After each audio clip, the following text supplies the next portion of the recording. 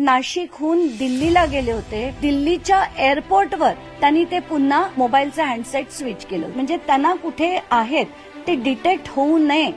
अंजली दमानिया यांनी केलेल्या नव्या खुलास्यांमुळे राज्याच्या राजकारणात मोठी खळबळ उडाली आहे. त्यांनी अशोक खरात याच्या अनेक कॉल्सचा उल्लेख करत गंभीर प्रश्न उपस्थित केलेत. दमानिया यांच्या दाव्यानुसार अजित पवार यांच्या अपघाती मृत्यूच्या आधी अवघ्या 6 दिवसात अशोक खरातनं तब्बल 4 मोबाईल फोन बदलले. एवढंच नाही तर एक मोबाईल फक्त 19 मिनिटांसाठी वापरून तो तात्काळ बंद करण्यात आल्याचा दावाही त्यांनी केलाय. ज्या दिवशी अजितदादांचा अपघात झाला त्या दिवशी वापरण्यात आलेला फोन त्यानंतर पुन्हा कधीच वापरला गेला नाही. त्यामुळं या सगळ्या हालचाली संशय अधिक वाढवतायत.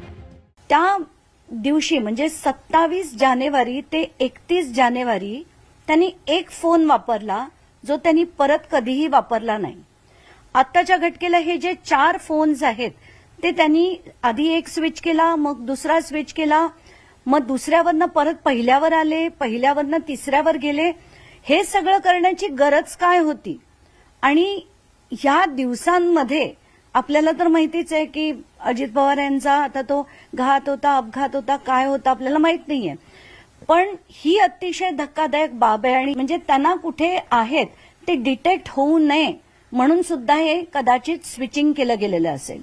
आणि महत्वाचं म्हणजे 31 जानेवारीला ते नाशिकहून दिल्लीला गेले होते आणि दिल्लीच्या एअरपोर्टवर त्यांनी ते पुन्हा मोबाईलचा हँडसेट स्विच केलं होतं. म्हणजे पहिला तर प्रश्न असा की हे 4च्या 4 हँडसेट्स हे जप्त झालेत की नाही.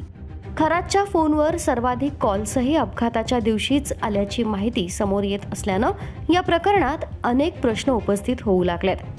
नेमके कोणाशी संपर्क झाले होते? एवढ्या घाईघाईनं फोन का बदलले गेले? आणि या सर्व घटनांचा अजितदादांच्या मृत्यूशी काही संबंध आहे का?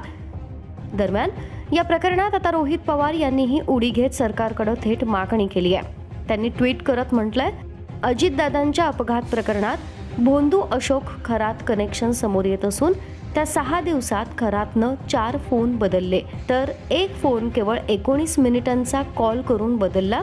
खरातच्या फोनवर सर्वाधिक कॉल अजितदादांच्या अपघाताच्या दिवशी झाल्याची धक्कादायक माहिती समोर येते आहे. अजितदादांचं अपघात प्रकरण अतिशय भयानक असून या प्रकरणात CIDकडे माहिती देऊनही कारवाई होत नाही.